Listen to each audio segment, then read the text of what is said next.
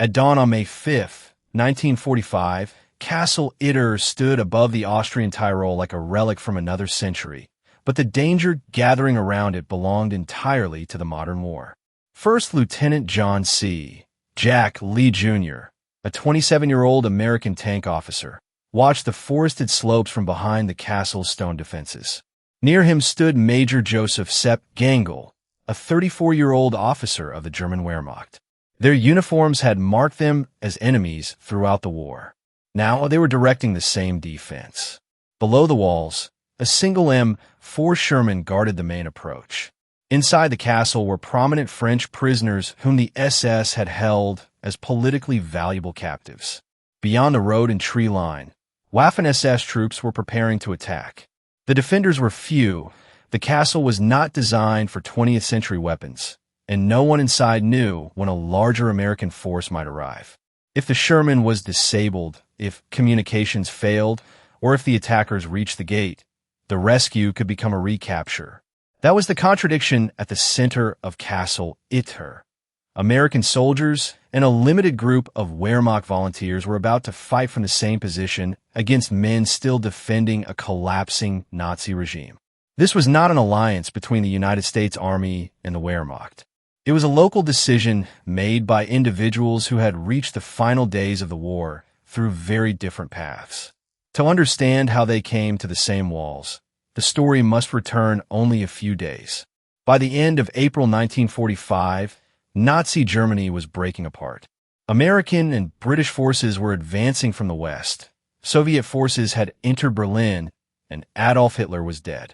Germany's military defeat was no longer in doubt, but the end of centralized control did not produce immediate peace. Across southern Germany and western Austria, units surrendered, withdrew, disappeared, or continued fighting according to the choices of local commanders. Roads changed hands quickly. A German uniform could belong to a soldier seeking surrender, a man protecting his town, or a loyalist still prepared to use force. Austrian resistance networks operated, beside frightened civilians and disintegrating military formations. Waffen-SS units remained especially dangerous because some continued to resist even when the larger war had lost any realistic military purpose. American armored forces advancing in the Tyrol, therefore, entered a landscape where the front was dissolving rather than simply moving. Towns such as Kufstein and Wurgl lay along routes that led deeper into the mountains. Bridges, narrow roads, wooded slopes, and isolated villages made movement slow and information unreliable. Castle Itter stood within that uncertainty. The castle had been placed under SS administration as a special prison connected to the Dachau concentration camp system. Its detainees included former French prime ministers, senior generals, political figures, and others whose names still carried value. They had survived years of confinement, but the collapse of the prison administration created a new danger. Guards were leaving. Orders were disappearing. Yet no Allied unit had arrived to assume responsibility for the prisoners. The same roads that might bring liberation could also bring loyal Waffen-SS troops determined to restore control. In Wurgl, Gangl had begun cooperating with Austrian resistance members who wanted to prevent further destruction and protect civilians. His final choices did not erase his earlier service or absolve the Wehrmacht as an institution. They showed that one officer, facing the collapse of the regime he had served, chose to act against those still enforcing it. At roughly the same time, Lee and his tankers from Company B, 23rd Tank Battalion, 12th Armored Division, were advancing through territory where surrender and resistance existed side by side. Lee had been trained to command armor, judge roads, and react quickly to uncertain threats. He had not been prepared for a German major to approach him with a request to rescue French prisoners from the SS. Before dawn on May 5th, two messages would leave the castle. One would reach Wurgl. Gangl would cross the collapsing front, and Lee would decide that waiting for perfect certainty could cost the prisoners their only chance. Those choices would bring a small, mixed column to Castle Itter. What began as a rescue would become a siege, and the answer to the central question would no longer depend on the uniforms the defenders wore. It would depend on whether they could hold the castle long enough for help to reach them. Castle Itter stood on a wooded rise above the village of Itter, overlooking the roads that connected the Tyrolean valleys with Wurgel, Kufstein, and the German border. Its towers and stone walls made it look like a fortress, but by the 20th century, it was a private castle, not a military stronghold designed to resist modern fire. Its value to Nazi authorities was isolation. In 1943, the property was requisitioned and placed under SS administration as a special prison connected to the Dachau camp system. The detainees held there were unlike the majority of prisoners under Nazi control. They were prominent French political and military figures whose identities gave them potential value as hostages, bargaining assets, or symbols of defeated France. Among them were former Prime Ministers Édouard Daladier and Paul Reynaud, Generals Maxime Weygand and Maurice Gamelin, former tennis champion Jean Borotra, François de Larac, and Marie-Agnes Caillot, the sister of Charles de Gaulle. Their shared captivity did not make them a united group. They carried old political rivalries, disagreements about France's defeat in 1940, and conflicting views of the Vichy government and the resistance. Memoirs describe arguments and distrust, although those tensions should not be exaggerated into constant hostility. They had not chosen one another. Nazi policy had placed them behind the same walls. Conditions at Castle Itter were less severe than those endured in the central concentration camp system, but that difference did not make the castle a place of freedom. The prisoners lived in rooms rather than mass barracks, and sometimes retained limited possessions or movement within controlled areas. Even so, they had been taken by force, separated from their families, denied the right to leave, and held under SS authority. Guards controlled the gate. Communication with the outside world was restricted. The prisoners did not know whether they would be exchanged, moved, abandoned, or used during the final collapse. The castle also depended on service workers whose knowledge would become crucial. Zvonimir Kukovic, a Yugoslav prisoner assigned to electrical and maintenance work, understood the building's routines and had reasons to move through practical areas of the prison. Andreas Krobut, a Czech cook, worked inside the small community that sustained guards and prisoners. Their status was less politically prominent than that of the French detainees, but they knew the castle, the surrounding roads, and the people who might carry a message beyond the walls. By late April 1945, the prisoners could see the SS administration weakening. Information arrived through rumors, radio reports, guard behavior, and the distant movement of military units. Allied armies were closing in. German command structures were fragmenting. Some officials prepared to flee, while others still tried to preserve authority. The death of Hitler made the collapse impossible to hide. At Castle Itter, guards became uncertain, routines loosened, and senior personnel disappeared. For the prisoners, this looked like the beginning of liberation, but it also removed the only organized structure around them before any Allied force had taken its place. The available evidence does not establish a confirmed secret order to execute everyone in the castle. The danger did not require such an order. Loyal Waffen-SS units were still operating in the region. They could control roads, punish soldiers or civilians considered disloyal, and attempt to reclaim prisoners whom the regime had treated as valuable property. The French detainees were recognizable. Several were elderly, and the group lacked reliable transportation or knowledge of which roads were safe. Simply opening the gate and walking into the mountains could expose them to armed formations whose intentions could not be known in advance. Castle Itter's walls could provide cover, but they could also trap everyone inside if hostile troops arrived first. The prisoners, therefore, faced a narrowing window. They needed Allied protection, yet they could not contact the Americans through normal official channels. Telephone connections were unreliable. The guards who had controlled communication were leaving. No one inside knew exactly where the nearest American unit was located. Someone would have to carry the appeal through territory where the war was ending unevenly and where a single checkpoint could decide the mission. Kukovic and Krobut became the two men most capable of attempting it. Their journeys would follow different routes and seek different forms of help, but both began from the same realization. Abandonment was not freedom, and every hour without protection increased the chance that the SS could return before the Americans arrived. By the beginning of May 1945, the prison administration at Castle Itter had nearly ceased to function. Guards withdrew or prepared to leave, senior SS personnel disappeared, and orders no longer arrived through a dependable chain of command. The prisoners gained access to areas that had once been restricted, but they did not gain security. No Allied unit had reached the castle, and the roads below remained contested by surrendering soldiers, resistance contacts, retreating formations, and Waffen-SS loyalists. The detainees could not know which force would appear next. Their best chance was to send messages in more than one direction, while most of the group remained behind the walls. Zvonimir Kukovic made the first attempt. Because his maintenance work gave him practical reasons to move beyond the immediate living areas, he could leave under a plausible work-related pretext without presenting himself openly as an escaping prisoner.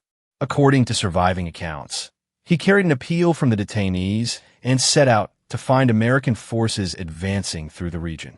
The task was more difficult than simply locating a front line. By this stage of the war, the front had broken into uncertain zones. A road might be open at one hour and blocked the next. A German checkpoint might be controlled by troops planning to surrender or by men still enforcing Nazi authority. Villages contained frightened civilians, scattered soldiers, and local contacts whose loyalties could not always be identified at a distance. Kukovic had to move carefully, avoid drawing attention, and locate Americans who could understand the unusual report. Later accounts describe him reaching elements of the United States Army and delivering the appeal, but that success did not immediately produce a rescue. American units were advancing through difficult terrain, and the first force to receive the message was not necessarily able to send men directly to Castle Itter. The report had to move through military channels while roads, bridges, and remaining resistance continued to limit action. Inside the castle, no one could follow Kukovic's progress. From their perspective, he had disappeared into the uncertainty beyond the gate. Silence continued, and the remaining prisoners had no way to know whether the Americans had received the warning. A second route was needed. Andreas Krobut agreed to carry another appeal toward Wurgel, several miles from the castle. He used a bicycle, which gave him more speed than walking without attracting the attention of a military vehicle. His destination was not a secured Allied position. Wurgel was still caught inside the collapse of German authority, but local knowledge suggested that military and resistance contacts there might be able to act. Krobut descended through the Tyrolean roads with a message that could not safely be shown to every armed man he encountered. Reaching the town was only part of the problem. He needed to find someone who had local authority, enough armed support to matter, and the willingness to oppose loyal Waffen-SS forces. That person was Major Joseph Sepp Gangl. Gangl was a Wehrmacht artillery officer, 34 years old, whose position in Wurgel had become increasingly detached from the collapsing commands above him. Austrian resistance documentation and later accounts associate him with efforts to protect civilians and prevent unnecessary destruction around the town. He had only a small group of soldiers and could not control the wider region, but he possessed military experience, local knowledge, and contacts with resistance members. Krobut's message transformed the danger at Castle Itter from rumor into a specific request. Prominent French prisoners were trapped in an exposed castle. The SS administration had vanished, but loyalist forces remained nearby. The detainees could not safely evacuate themselves, and no Allied formation had yet secured the area. Gangl understood that his own men were too few to guarantee a rescue or defend the castle against an organized attack. If he went alone, he could become trapped with the prisoners. If he did nothing, Waffen-SS troops might arrive first. The only force with enough authority and military power to secure the prisoners was the United States Army. Seeking that help required Gangl to cross the collapsing front and approach the men who had been his enemies. His decision was not a symbolic reconciliation between nations. It was a practical response to an immediate threat, supported by a moral choice to protect prisoners rather than continue serving a regime that was already falling apart. As Gangel prepared to make contact, the prisoners at Castle Itter still knew nothing of Krobit's success. They watched the roads, gathered what supplies and weapons remained, and waited inside a castle that was becoming more vulnerable with every passing hour. The first message had gone toward the Americans. The second had reached Wurgel. The next step depended on whether a German major could persuade an American officer to trust an extraordinary report before the SS reached the castle. Major Joseph Sepp Gangel approached the American lines during one of the most confused moments of the war. Accounts commonly describe him using a white flag or another unmistakable surrender signal, although the precise details of the meeting are not preserved identically in every source. His purpose was clear. He was not negotiating for the German state. He was asking American soldiers to help protect French prisoners from Waffen-SS forces still active around Castle Itter. The officer who received the appeal was First Lieutenant John C. Jack Lee Jr., a 27-year-old tank officer serving with Company B, 23rd Tank Battalion, 12th Armored Division. Lee had every reason to be cautious. His unit was moving through territory where some German troops surrendered peacefully while others continued to resist. Roads could be mined or blocked. Bridges might not support heavy armor. A report delivered by a German major about famous prisoners in an isolated castle could be true, exaggerated, or intended to draw Americans into an ambush. Yet the report was also plausible. Allied forces knew that Nazi authorities had moved prominent prisoners across Europe and held them in special locations. The names associated with Castle Itter gave the message political importance, but Lee's decision was not based on prestige alone. The immediate issue was that a group of prisoners had no protection while Waffen-SS troops remained nearby. Waiting for a large operation or perfect confirmation could allow the danger to reach the castle first. Gangel offered local knowledge, German-speaking contacts, and a small group of volunteers who understood the roads. Lee could provide American authority, armored support, and a direct connection to the advancing Allied forces. Neither man had enough resources to make the mission safe. Together, they had a chance to reach the prisoners before the situation closed around them. Lee decided to investigate and organize a small rescue force. At that moment, the objective was limited. Reach Castle Itter, confirm the prisoner's condition, secure the site, and remove or protect the detainees until a larger American force could take control. No one knew that the mission would become a siege. Lee did not know the precise strength or location of the Waffen-SS elements in the area. Gangel could not guarantee that every road remained open or that every German soldier would recognize his volunteers as friendly to the Americans. Trust between the groups was therefore practical rather than emotional. American tankers kept watch on the armed Germans. Gangel's men understood that American troops might mistake them for hostile soldiers. Loyalist German forces would regard their cooperation as betrayal. Every movement required clear identification and discipline. The mixed force assembled around limited resources. Lee did not command a large armored column, and Gangel did not bring a complete Wehrmacht unit. The available accounts describe a small American detachment, including tankers and other soldiers, joined by a limited number of German volunteers and supported by local Austrian contacts. At the center of the movement was an M4 Sherman tank commonly identified in later retellings as Besotten Jenny.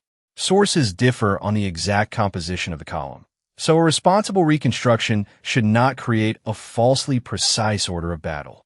What matters is that the rescue force was small, improvised, and vulnerable. As preparations were made, Lee and Gangel studied the route through Wurgel and toward Itter. The Tyrolean terrain could delay the tank as effectively as enemy resistance. Narrow bridges, sharp turns, steep grades, roadblocks, and village streets limited the Sherman's movement.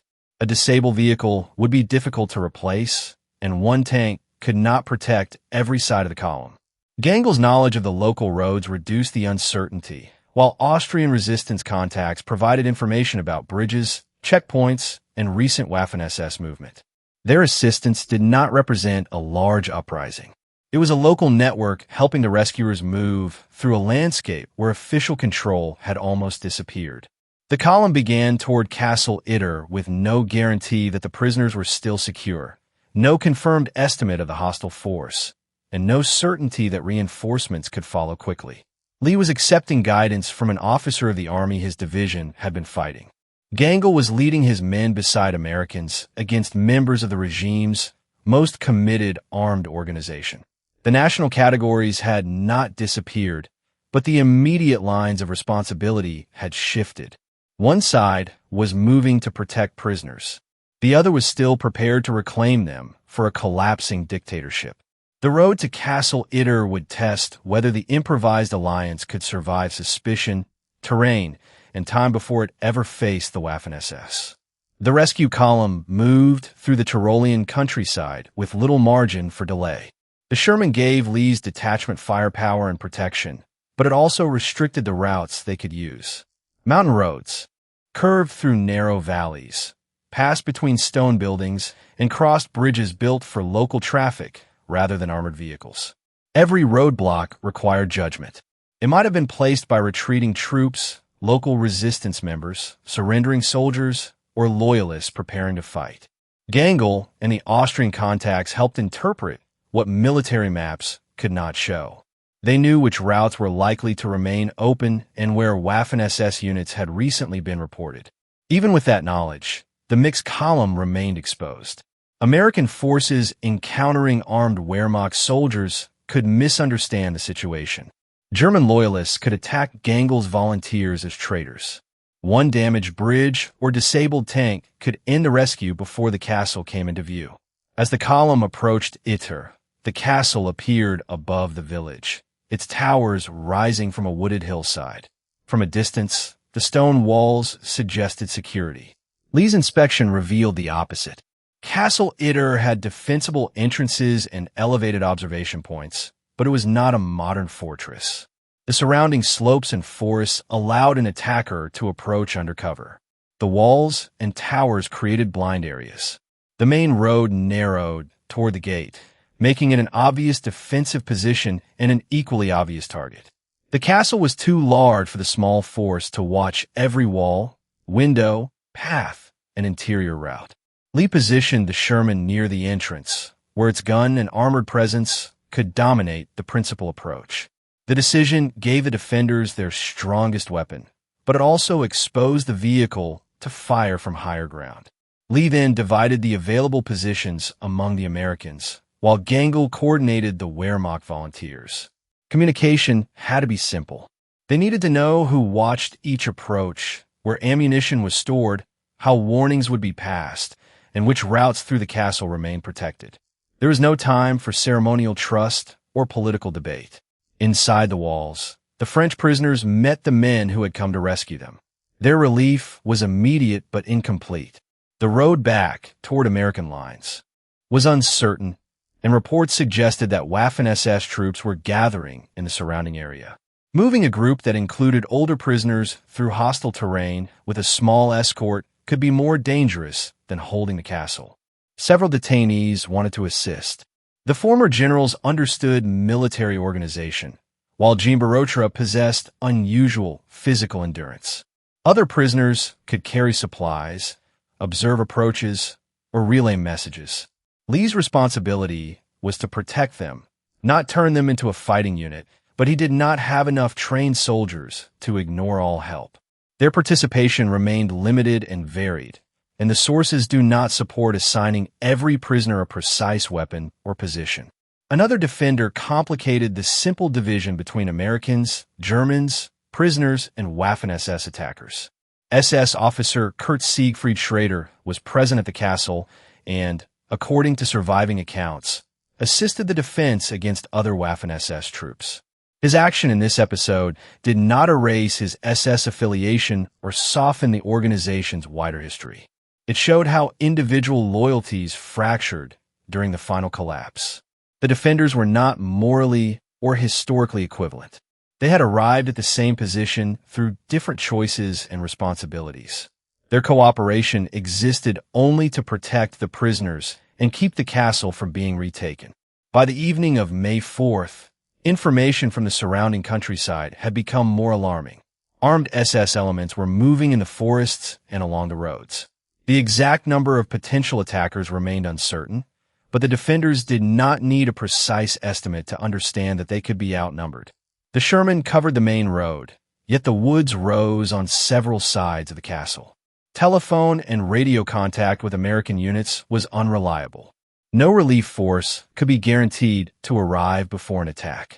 The rescuers had reached the prisoners, but the rescue itself was no longer possible in the way Lee had first imagined. The mission had changed. Instead of moving the detainees out, the small mixed force would have to hold the castle until a larger American column could reach it. As darkness settled over the walls, Lee organized the defense. Gangel kept his volunteers aligned with the same plan, and the prisoners waited for sound from the forest. Castle Itter had ceased to be the destination of a rescue mission. It had become the center of an approaching siege. During the night of May 4th and the early hours of May 5th, Lee turned Castle Itter into the strongest defensive position the small force could create. The challenge was not simply placing men on walls. The defenders came from different armies, languages, and chains of command. American soldiers and tankers stood beside Gangel's Wehrmacht volunteers, Austrian contacts, service workers, French prisoners, and a historically complicated traitor. They had little shared training and no time to build deep trust. Lee reduced the problem to practical questions. Which approaches could be seen, which gates and passages could be held, how ammunition would be distributed, and how warnings would move through the castle. The Sherman remained the strongest single element of the defense. Positioned near the entrance, it could control the exposed road and discourage a direct approach. But the vehicle was alone, clearly visible, and difficult to replace. It could dominate one direction, while the surrounding slopes remained beyond its full control. Gangel organized the German volunteers in the sectors the tank could not cover. His knowledge of the language and local military habits helped the defenders interpret reports from outside. His men understood that Waffen-SS troops would not regard them as ordinary prisoners if the castle fell. Their choice to cooperate had made them enemies of loyalist forces. Ammunition was limited and complicated by the use of different American and German weapons. A reserve suitable for one group could not always be used by another. Lee ordered restraint. The defenders could not afford to fire continuously at movement they could not identify. The prisoners and service workers helped carry supplies, watch routes, and relay information, but they could not replace trained soldiers at every exposed point. Castle Itter's architecture offered cover without solving the problem. Thick walls, towers, narrow passages, and controlled entrances could slow an assault. At the same time, the medieval structure had not been designed to resist machine guns, mortars, anti-tank weapons, or sustained fire from the surrounding hills. Windows and parapets could become dangerous observation points. Courtyard allowed movement, but could be seen from parts of the tree line. The defenders had too few people to watch every depression, path, and blind angle. Communications were equally fragile. Telephone lines offered an uncertain connection to the outside. Radio contact depended on equipment, terrain, and the changing locations of American units. A single damaged line could leave the castle isolated. No one inside knew whether a relief force had been organized or how quickly it could move through the mountain roads. As the night deepened, reports of movement increased. Small groups appeared to test the roads and wooded approaches rather than begin a full assault. These probes allowed the attackers to identify defensive positions and search for routes beyond the Sherman's main field of fire. For the defenders, every sound created a decision. Firing too early would waste ammunition and reveal positions. Waiting too long could allow hostile troops to move closer unseen. Lee rotated his attention between the gate, the tank, the walls, and the interior. Gangel kept the German volunteers connected to the same defensive plan. French prisoners argued over how much risk they should accept, knowing that Lee wanted to protect them, but that the force needed every useful pair of eyes and hands. Shortly before dawn, the pattern changed. Fire from the surrounding slopes became more deliberate. The Sherman responded where its crew could identify a threat. Men along the walls tried to distinguish actual movement from shadows and mist. The Waffen-SS was no longer only measuring the castle. It was beginning to close the distance. As morning light defined the ridges around Itter, the defenders understood the scale of their problem. They were likely outnumbered. Their ammunition was finite. Their strongest weapon stood exposed at the gate. Their communications might fail before relief arrived. The night of preparation had ended, and the siege was moving into its main phase. By the morning of May 5th, the attack had become a sustained effort to overwhelm Castle Itter. Fire came from the forested slopes and higher ground, where Waffen-SS troops could move through cover and pressure several parts of the castle. Later accounts differ on the attackers' exact strength, and the defenders themselves did not possess a reliable number. They knew only that the force outside was larger and had enough weapons to keep the walls, gate, and exposed routes under constant pressure. Lee directed a defense that was becoming harder to control by the minute. Americans, Wehrmacht volunteers, prisoners, and service workers did not function like a conventional unit, yet every sector depended on their coordination. Lee shifted men toward the most threatened approaches, ordered ammunition conserved, and tried to prevent fire from one direction from drawing every defender away from another. Gangel moved between the positions held by his volunteers and areas where the prisoners required protection. His authority no longer came from the German military institution alone. Inside the castle, it rested on his actions and his willingness to remain with the people he had chosen to defend. The Sherman continued to control the main road, but the vehicle had always been both a weapon and a target. Its position near the gate made it visible from the surrounding high ground. The attackers understood that disabling it would remove the strongest element of the defense. As heavier fire struck around the entrance, the tank responded where its crew could identify threats, but the castle walls, trees, and changes in elevation restricted its field of view. It could not engage every position, and no second armor vehicle was present to support it. Eventually, heavy Waffen-SS fire disabled the Sherman. Accounts differ on the precise weapon and sequence, but the important fact is secure. The tank could no longer serve as the castle's principal defensive weapon. Its loss changed the balance immediately. The road and gate no longer had the same protection, and the attackers could press closer without facing the Sherman's main gun. Fighting around the entrance also disrupted an important communication link. The exact technical details vary among accounts, but the defenders' connection with the outside became even less dependable. Lee did not know how far away relief might be, whether the roads remained open, or whether the earlier messages had reached a force capable of acting. He began pulling defenders from vulnerable outer points towards stronger interior positions, while keeping the entrances and approaches under observation. It was not a retreat from the castle. It was an effort to prevent the small force from being defeated one isolated position at a time. Ammunition became more critical with every exchange. American and German weapons required different supplies. Prisoners could carry ammunition and information, but they could not replace trained defenders in exposed sectors. Lee emphasized discipline. Every round had to delay the attackers and preserve enough strength for a possible attempt to enter the castle. During this worsening phase, Gangel was killed while participating in the defense. The historical record consistently establishes that he died at Castle Itter on May 5th.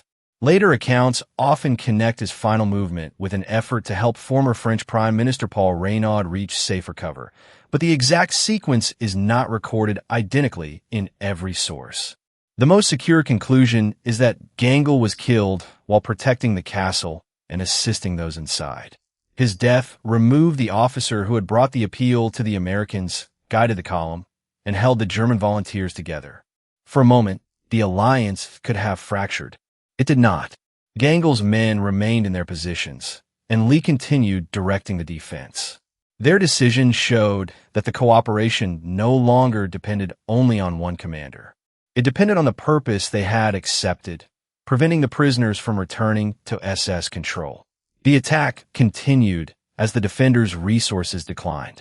Stonework was damaged, exposed windows became harder to hold, and the loss of the tank encouraged the Waffen-SS to move closer. Lee prepared stronger internal positions in case the outer defense failed. The prisoners understood that the distance between protection and recapture was shrinking. Jean Borotra, whose athletic background gave him unusual endurance, recognized that the castle might not survive without direct contact with approaching American forces. According to surviving accounts, he left the castle and attempted to pass through the dangerous area around the siege.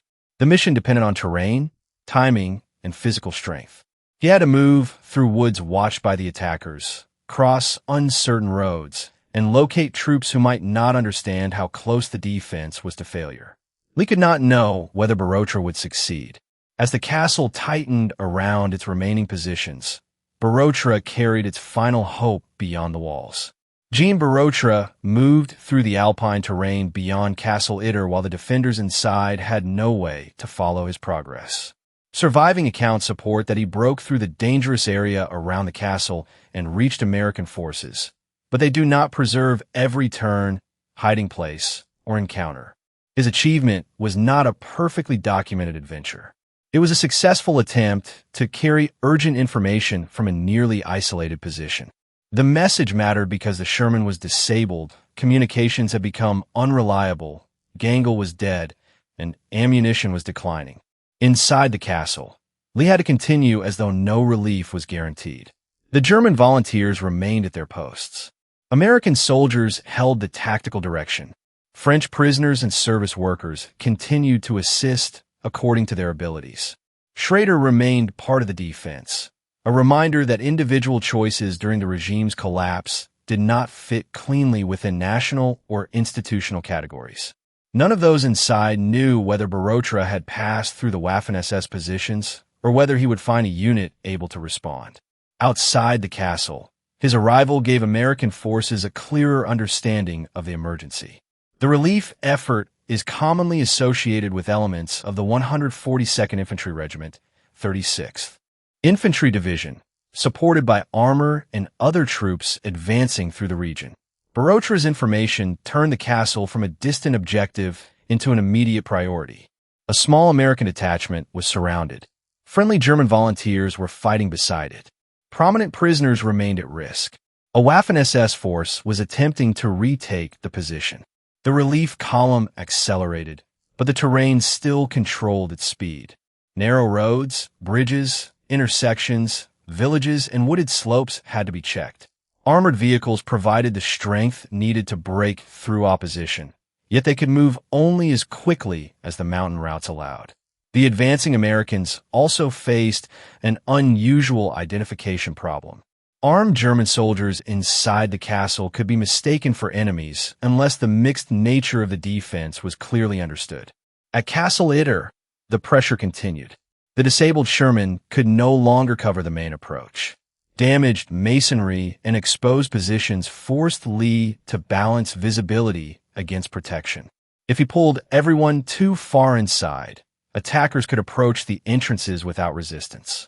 If he kept too many defenders forward, the small force could be lost piece by piece. Every decision was intended to gain minutes. No one knew whether the next movement on the road would bring American armor or another Waffen-SS assault. Then reports and sounds from beyond the immediate perimeter began to change. Another force was approaching.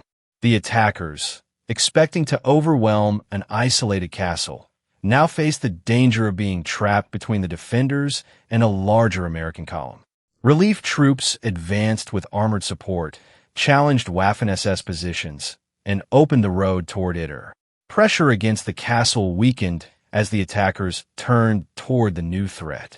Some withdrew through the surrounding ground. Others surrendered as American forces closed in. Accounts differ on the precise sequence and totals, so the outcome should not be reduced to a falsely exact number of prisoners or casualties. The secure conclusion is that the Waffen-SS assault failed, and the mixed defenders held until the relief force reached them. American armor appeared on the road below the castle. Lee's exhausted force could finally leave the walls without expecting another attack from the tree line. The French detainees were placed under Allied protection. The central promise of the story had been fulfilled in precise terms. A small American detachment under Lee had defended Castle Itter from the same general position as a limited group of Wehrmacht soldiers organized by Gangl. They had not represented a general alliance between their armies. Their cooperation was temporary, local, and directed against a specific Waffen-SS threat. It had depended on messages carried through uncertain roads, Austrian resistance contacts, Gangl's choice to seek American help, Lee's decision to act without perfect confirmation, the discipline of defenders with limited resources, and Borotra's successful attempt to reach the relief force. By the time the larger American column secured the area, the rescue mission and the siege had reached the same conclusion. The castle remained in the defenders' hands, and the prisoners were free. After the relief force secured Castle Itter, the immediate task changed from defense to identification, protection, and removal from the battle area. The French detainees emerged with different political histories, rivalries, and memories of captivity. Liberation did not reconcile those differences, but it ended the system that had held them by force. American personnel confirmed their identities and transferred them into Allied protection. The outcome revealed how narrow the rescue had been. The castle had not been saved by a large, prepared operation. It had depended on two messengers, local resistance contacts, a small American detachment, a limited group of Wehrmacht volunteers, French prisoners and service workers willing to assist, and a relief force that arrived before the defense exhausted its remaining options. First Lieutenant John C. Jack Lee Jr. became the American officer most closely associated with the tactical defense. His decision to investigate the appeal, move with limited support, position the Sherman, organize the mixed defenders, and continue after. The tank was disabled formed the basis of his later recognition. The award record supports that he received the Distinguished Service Cross for extraordinary heroism connected to Castle Itter.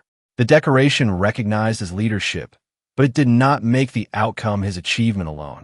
Gangl's local knowledge, Krobitz and Kukovic messages, the commitment of the German volunteers, Borotra's breakout, Austrian resistance assistance, and the arrival of elements associated with the 142nd Infantry Regiment all contributed to the rescue. Major Joseph Sepp, Gangl did not live to see the prisoners liberated.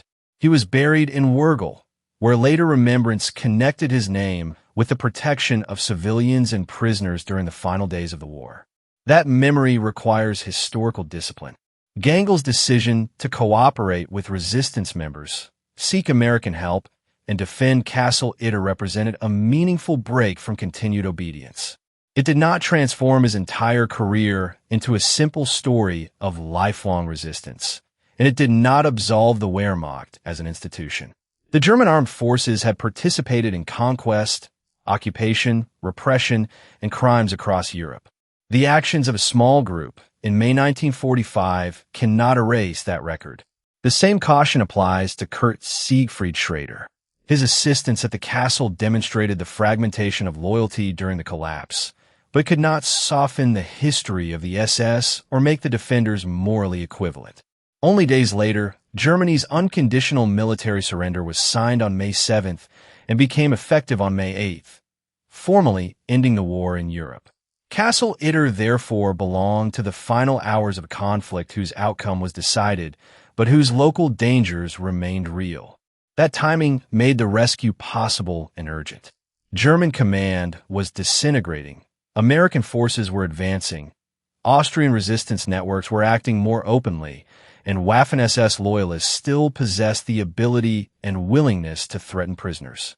Public understanding of the battle developed from military records, award citations, French memoirs, Austrian resistance documentation, archival photographs, and later scholarship. Those sources do not agree on every number or movement. Estimates of attacker strength vary. The exact composition of the defenders and the sequence of some actions remain disputed.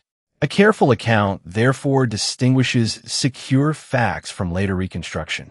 What the evidence supports is extraordinary enough. The American soldiers were Lee's small detachment from Company B, 23rd Tank Battalion, 12th Armored Division, followed by the larger relief force. The German soldiers were a limited number of Wehrmacht volunteers under Gangl who made an individual choice during the Reich's collapse. Their armies did not become general allies. Their cooperation was local, temporary, and directed toward protecting prisoners from a Waffen-SS attack. Castle Itter was not saved by one uniform, one weapon, or one dramatic gesture. It was saved because messages reached the right people. Resistance contacts connected isolated groups.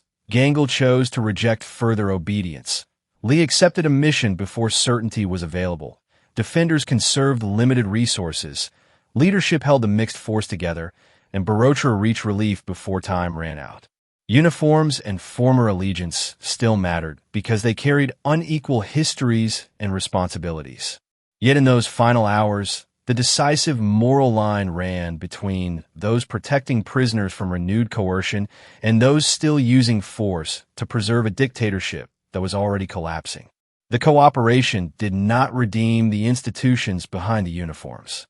It rescued the people inside the walls, and that limited, documented achievement is why Castle Itter remains historically significant.